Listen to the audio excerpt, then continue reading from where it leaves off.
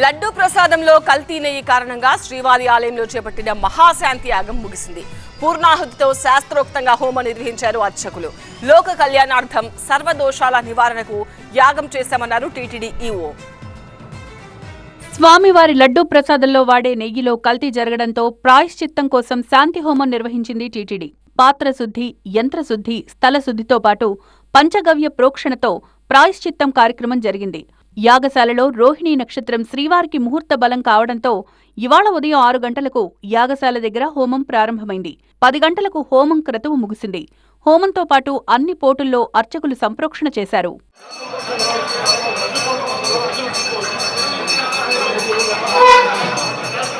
విమాన ప్రాకారం దగ్గర 3 హోమగుండాలతో మహాక్రతువు కొనసాగింది. 8 మంది అర్చకులు, 3 ఆగమ సలహాదారులతో యాగం నిర్వహించారు. సమస్త దోష పరిహారం, సంశయాల నివృత్తి కోసం ప్రత్యేక సంకల్పంతో టీటీడీ ఈ యాగం చేపట్టింది. లడ్డూ పోటు, ద్రవ్యశాల, ఆలయ ప్రాంగణంతో పాటు గర్భాలయంలో సంప్రోక్షణ చేశారు.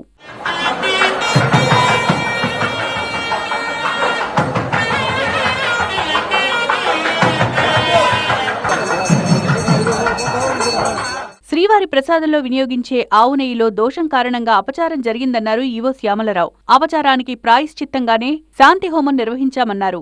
సంప్రోక్షణ కార్యక్రమం ముగించిన తర్వాత ఈ భక్తులందరూ కూడా నిర్మల హృదయంతో శ్రీవారిని దర్శించుకోవడానికి అవకాశం ఉంది.